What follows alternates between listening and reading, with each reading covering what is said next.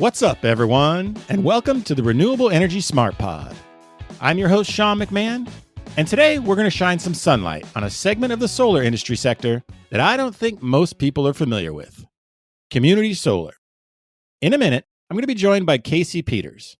Kacie is the Senior Director of Communications at Pivot Energy, and she's going to walk us through the basics of community solar and why it is quickly becoming a popular option for consumers and organizations who are looking to save money while leveraging the green power of solar energy. But before we hear from Kacie, just a quick reminder to give a listen to some recent episodes of this show. Our most recent episode featuring Jill Blickstein from American Airlines was full of great insights about how global companies like American are taking a multi-pronged approach to enhancing their sustainability. Looking ahead, on our next episode, we'll be joined by Jasmine Robinson from IHI TerraSun. Developing a strong and diverse workforce is a key priority for the renewables industry. So Jasmine's going to highlight the important role STEM programs and other initiatives can play in attracting more women to the renewables sector. Jasmine's own journey into this industry is fascinating, so I think you'll enjoy hearing her share her story. So there's lots of great episodes coming up, but for now, let's talk community solar with Kacie Peters from Pivot Energy.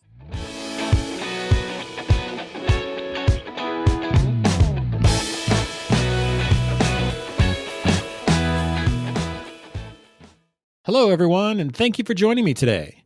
My guest is Kacie Peters from Pivot Energy. Kacie, how are you doing today?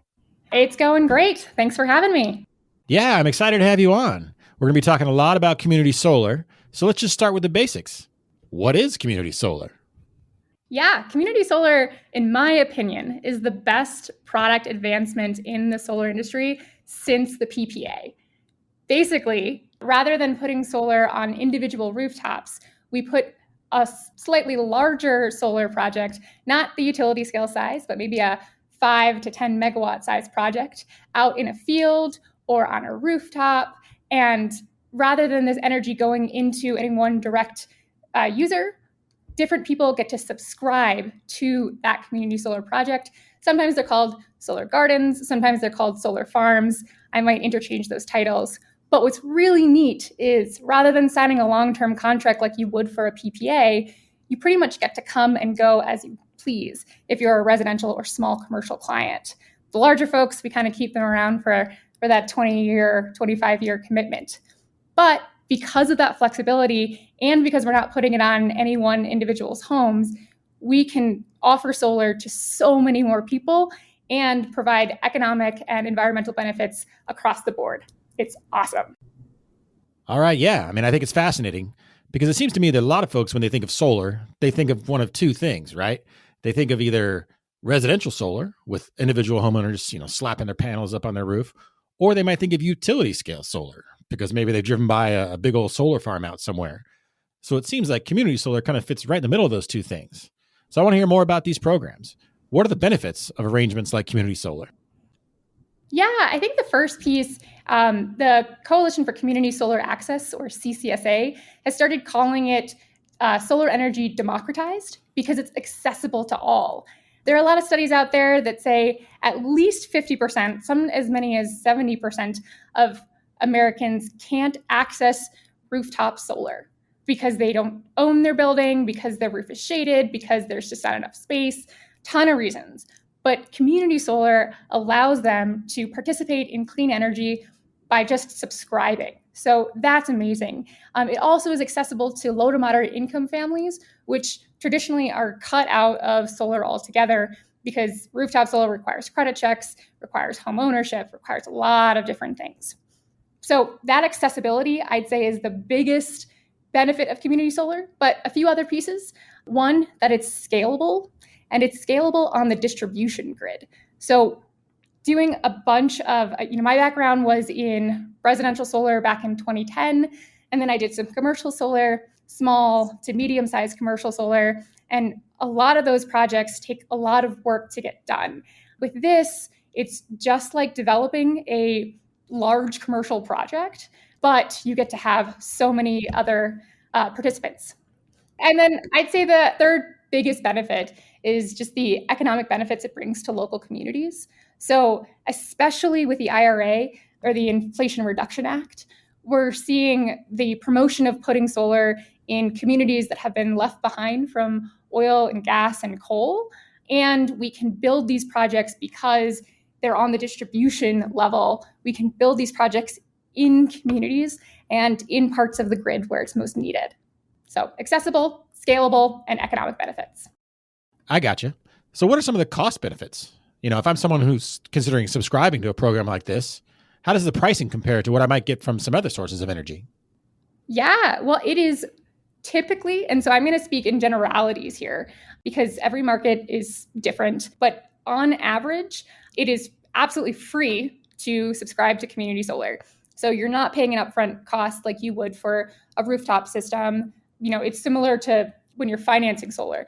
But what's even more interesting is most products for community solar these days are guaranteed savings products. So what we do is rather than say you've got a power purchase agreement that might start at 8 cents and escalate over time, in this case, we say whatever the bill credit is, you get a discount to that. And those discounts really, on average, it's been about 10%.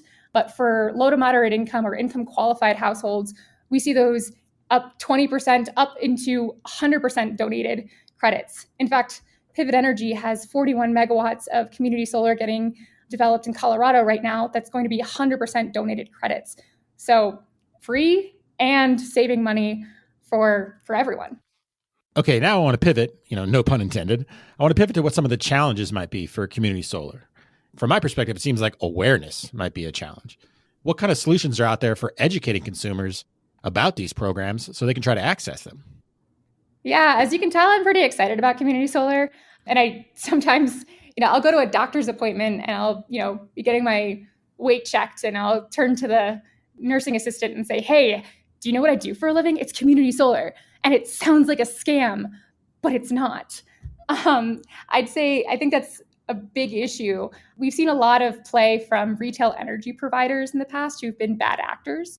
So when consumers are faced with choosing an energy provider, they can be a little bit skeptical, or they can say, how is this different than what I've been offered in the past? Even other solar products, they're confusing the two. How is this different than a rooftop solar installation or a PPA? And so, it just sounds too good to be true. And then you have to get consumers to fill out a ton of paperwork. I am completely supportive of consumer protection. I just know that in some cases, some states have had arduous processes. There was one state that had an 8-page disclosure agreement that a customer was supposed to sign.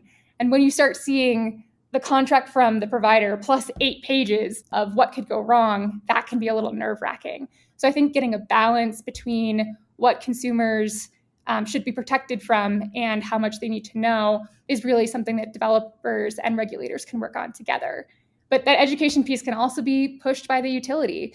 I think if the utilities come out and say, hey, we've got this program, it sounds more legitimate than someone coming and knocking door to door. And right now, most community solar is done through a really high touch process. We've got, people out in the field knocking on doors saying, have you heard about community solar? And that's already an uncomfortable situation. So Pivot has been really focused on how we can make community solar more like e-commerce. We have a platform called Sun Central in which we enroll and manage subscribers. And we do a lot of that education because we know that we need community solar to scale. And part of that is having an easy way for customers to experience the entire, sign up through bill crediting, through paying an invoice. And then I'd say another just big challenges, I'd say interconnection. If you are listening to this and you have done anything in solar in the past, 2 years, you know that interconnection is a challenge where it's not quite as bad as the utility scale space, but it is a big challenge as we are looking to scale. The Inflation Reduction Act is going to really supercharge the community solar market. And we need to know we can interconnect quickly and affordably to continue to give these residents and businesses the discounts that we say we can. And then finally, I would just say one last bit is that there's really no uniform community solar policy. Every state has a different program and every state has different rules. And that's totally normal. Working in the industry now for about 13 years, I've seen different states go well and states go not so great. And it's the same in community solar. But what has been heartening to me is as new states open up for community solar, so we have 20 states with legislation, as new states come on board, they sort of try to one up the last state that was successful. So they say, I like what New York did and I like what Illinois did, so I'm going to do a hybrid of those two things. And that's really great, but the complexity makes it hard to say, I'm going to have this standard offered across all of my projects and portfolio. Yeah, I mean, in terms of headwinds, I got to say that an offering that sounds too good to be true but isn't, I mean, that's a nice problem to have. Seriously. Yes. It's crazy. So tell me more about your typical customers. First from the corporate side, what kind of companies are tapping into community solar? Yeah, I mean, it's kind of everyone.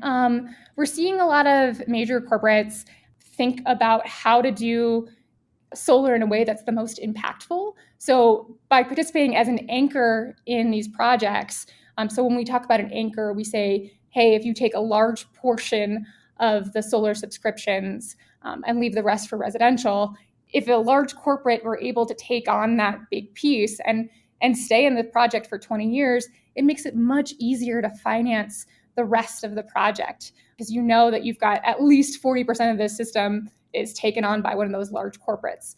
But we're also seeing different players sort of localized as well. So we did some community solar with Breckenridge Grand Vacations. In that case, they're really concerned about protecting our winters and making sure that with climate change, they still have business year after year. With no snow, there is no skiing, there is no Breckenridge. And so their ability to participate in these projects really helps them say, yeah, we want to make sure that we're protecting and we're doing something beneficial for our community as well. Yeah, I can certainly see how a group like Breckenridge, a ski area, would have extra motivation, not just financial, but extra existential motivation, if you will, to see programs like this take off. Yeah. We've had real estate developers. We've had retailers. We've had a ton of just diverse people coming to us, or diverse corporates, larger businesses saying, hey, we want to make community solar happen because we know it aligns with our ESG goals. So we're not only impacting, our solar procurement, but we're also doing something for the local community in which we operate. Again, that's why the local benefits of community solar are so great. What about other types of customers? I mean, I know we've talked about multifamily and residential, but what about things like, maybe nonprofits or the education sector? Yeah, we did a really cool subscription with the Pueblo Zoo. This is just some stuff in Colorado, but love having the zoo part of community solar. And then what's really also neat is that with all of our projects, we obviously will provide subscriptions to folks like school districts and such, but we try to give back on every one of our projects. So either they're participating in most cases, they're participating in the program itself, the project, but there are other things like we did a partnership with the Community College of Aurora, which is a county out here in Colorado, not to necessarily just give them a subscription, but to invest in workforce development. So not only in Colorado, but across the country, as we do projects, we're investing in those communities. So we come and we say, hey, what do you need? Do we need educational scholarships? Do we need energy bill assistance? In New York, we gave a donation to a group called the Pride of Ticonderoga, which does energy assistance for low-income families. And what's really neat there is we're able to sort of help reduce the energy burden for those households, and then ultimately, eventually, have those folks subscribe to our projects. So it's really neat to have those partnerships with nonprofits and to be able to give back to communities to create that additional economic development for everyone. You mentioned a little bit about workforce development, which is obviously a huge topic right now in renewables. So tell me a little bit more about how that program is structured. So we use partners for our workforce development. So again, folks like the Community College of Aurora were able to give money to them to be able to train the folks directly. So we're making partnerships across the country with different localized groups, because it's the people who are the boots on the ground, and getting to them and interacting with the communities. They want to be with someone that they trust. And so we want to work with the best partners, and we're locating that in every market that we're working in. And especially with the Inflation Reduction Act, I mean, it's a no-brainer to continue to do that. But we also do it because as a company, we are a certified benefit corporation, or certified B. And it just means that we have a triple bottom line of people, planet, and profit, which incentivizes us to continue to do things like workforce development, things like investing in communities, even outside of the Inflation Reduction Act. Yeah. So let's dive a little bit deeper into the Inflation Reduction Act. What other momentum are you seeing from the passage of that bill as it affects community solar? Oh, everyone is so excited about the Inflation Reduction Act. We're going to really see a ton of solar get built. I think the first and foremost, the runway that it gives us with the investment tax credit gives us that assurance that we can develop projects that might take a little bit longer. I know for the past 5 years now, it's been a will they, won't they extend the ITC and get it in now before the end of the year, because the credit's going away. But now having that assurance is allowing us to take more risks in different states. And then having focused on community solar that benefits to low-income subscribers or income-qualified subscribers, it's allowing and encouraging not just us as Pivot Energy, but our competitors and compatriots to be able to find more creative products to be able to service those households. And I'd say finally, we're going to see a geographic change in how solar is developed across the country. Right now, you'll still see a big coastal blue state development, but with a federal energy policy, which is what the IRA ultimately is, having those incentives across the board can make projects pencil in different markets and can be the carrot to be able to open up markets like Ohio or Pennsylvania, markets that for years have had legislation or debates about community solar. Now it's time to pull the trigger. Let's get that federal money going. And we're really bullish on that. One thing I'm keen to get your perspective on is, what role does community solar play in discussions about net energy metering? You know, I follow that debate pretty closely in places like California and Florida. Broadly speaking, it seems like there's two sides to the argument: residential customers and utilities.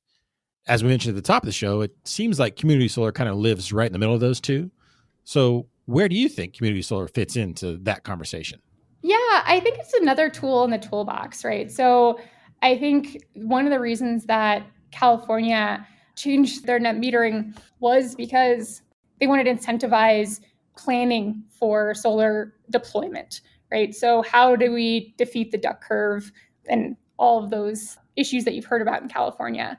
Community solar allows those slightly bigger projects without going into utility scale, and now allows folks to be able to benefit from solar without it being on their roof. So I don't think it was meant to replace, the traditional residential solar market, but I do think that it will soften the blow of how many people we're now out of the market for rooftop solar because the economics didn't work for them. California is an interesting case because California, for a long time, I believe in 2015, they signed community solar legislation and rolled out a program, but it was a really poorly designed program and created a premium product. So you weren't saving from solar, you were paying more to participate in community solar. So they finally are reevaluating that. Now that they have reevaluated net metering, they passed new legislation for community solar, and we're in the regulatory discussions as to what that's going to look like. And I think that the net metering debate and new rules will probably factor into what the new community solar program looks like and how we can make sure that all Californians have access to a solar product that makes sense for them. Florida is kind of interesting because you'll hear some people say that Florida has the biggest market for community solar, but that's because it's the utility owns solar. And, those of us in the development space don't consider that what is true community solar. We think that community solar is on the distribution side of the grid and that it can compete with the utility. Utilities when they get to run their own programs, have specific competitive advantages that can undercut what a traditional developer could do, and then ultimately could stymie new product development that we're doing all the time. Okay, one of the things I like to do on this show, Kacie, is I like to ask guests for their bold predictions. So when it comes to community solar, where do you think things will be in, say, 3 to 5 years? I know that that CCSA has said something like 30 gigawatts by 2030, which is a huge number compared to what we have today. I forget the number where we're at right now, but I think it's a couple of gigawatts. So we'd be growing significantly. And so, but what I really think for the next few years on community solar is you're going to see a lot of companies going all in on LMI and equity. I'd say a couple years ago in community solar, it was almost impossible to finance projects with 100% residential with no credit checks, the type of projects that would even allow low to moderate income families to access community solar, or to allow income qualified households to access community solar. But we've really innovated on financing in the past, really 3 years to start saying, hey, we don't need credit checks. So now we can start from community solar that was mostly just businesses and underwritten very much like a PPA, to residential, but we have to have credit checks, to no credit checks now. And then I think with the Inflation Reduction Act's benefits for LMI, we're going to see a lot more people getting into income qualified and supporting those households and new products for them. So I think that's going to be a big factor. I also think that community solar sign up is going to be a lot more like e-commerce. Again, we're working on that here with our Sun Central product, trying to figure out what smart partnerships we can get to be able to enroll customers with a trusted brand, maybe partner with some corporates to say, hey, let's just sign you up since you already use our products. So that's really exciting. Let's make that barrier to entry really low. And then finally, I think seeing community solar to spread into just different states. I'd love to see, the traditional red states just understand that this opportunity is there for them, is there for their landowners, is there for their communities, and be able to benefit. So I want to see like 35 states with community solar in like 3 years. That would be my bold prediction. Okay, well, I'm going to hold you to that. I want to get back to any challenges that community solar might be facing. I mean, we've talked about a lot of them, but is there anything else out there that we might have missed? Yeah, I think one of the things that is now coming up across the industry, not just for community solar, but we're seeing this in utility scale solar most heavily. We saw it originally in wind, but a lot of what we call astroturfing, which means that dark money groups are planting people to spread messages of disinformation. So you'll see these community Facebook groups come up saying solar panels are toxic or solar panels cause cancer. And those are obviously untrue statements, but you're getting this emotional response. And so it started with the wind turbines. Everyone said, oh, they're driving me crazy. And then it was the large solar installations. Oh, I don't want those in my area. So here's a ton of reasons. But now we're seeing them even on our projects, and our projects are, less than 30 acres. So we're seeing them on smaller and smaller projects, and we're seeing that this is coming from a concerted effort from dark money. And it's hard to combat that, but I think we need to be more proactive. Part of my re-election to the Colorado Solar and Storage Association's board was a commitment to coming up with a campaign to combat disinformation and misinformation. And part of it is educating the decision makers in permit hearings, so your county commissioners, your planning board, and all that. But even if you tell them, yes, they understand everything. They understand that solar panels aren't toxic. They understand that this is not going to destroy habitat. They understand all of those positive things that are the truth. Once they get into a permit hearing and there are people crying and screaming and just really upset and viscerally angry, it's kind of hard to be able to stand up in the face of that. And I think it's the canary in the coal mine right now, and I think it's going to get worse because the Inflation Reduction Act is going to be promoting solar in areas that just haven't had it before, and promoting a whole lot more solar in areas that have had it. So I get concerned about that. I know Sia has been thinking about how to combat that disinformation as well. And I'm hoping that as an industry, we can all come together to spread more positive messages about solar. I think solar speaks for itself, right? It's everything I said. It's saving money, it's saving the planet, it's investing in communities. So why would we have to say anything else? It speaks for itself. Well, not everyone knows all those things, and it only takes a few, rotten apples to spoil the bunch. So let's make sure that we're always promoting the benefits of solar and standing up to folks who are trying to spread those disinformation and lies. Yeah, I mean, that's certainly troubling, particularly when it comes to things like agrivoltaics. There's a lot of farmers out there who are embracing solar because they can keep having livestock right there, sheep and cows, right underneath the panels. We have sheep. Yeah. And Cornell even put out a study that found that setups like that actually lengthens the life of the panels. So everybody wins. Ooh. The cows and the sheep are happy. The farmer gets another reliable source of income. And the solar panels themselves last a little bit longer. That's fantastic. Well, hey, Kacie, listen, I really appreciate your insights on this. I feel like I got a lot smarter about community solar myself. This has been a great conversation. So thank you very much. Thank you so much for having me. I really enjoyed chatting, Sean. Thanks. All right, everyone. Well, that's our show for today. Thank you all for listening. And if you haven't already, please subscribe or follow this show on Apple, Spotify, Google, or wherever you listen to your podcasts. And as always, please be sure to share it with your friends and colleagues. Have a great day.